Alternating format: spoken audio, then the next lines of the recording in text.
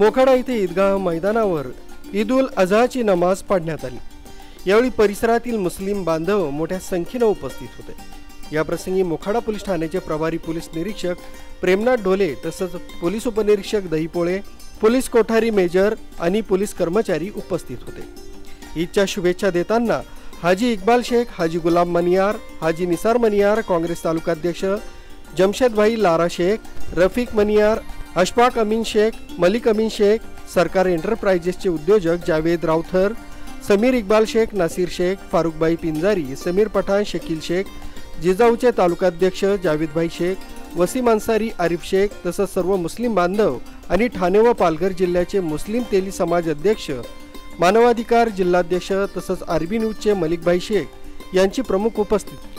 RB news साठी मलिक शेख सह पांडुरंग भांगरे, मोखाडा।